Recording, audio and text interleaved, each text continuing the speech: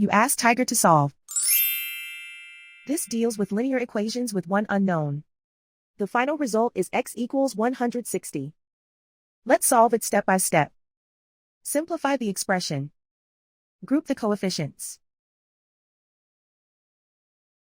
Convert the integer into a fraction.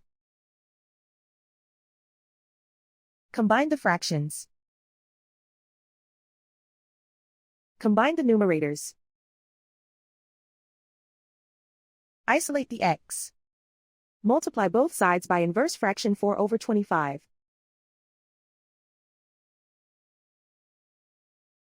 Group like terms.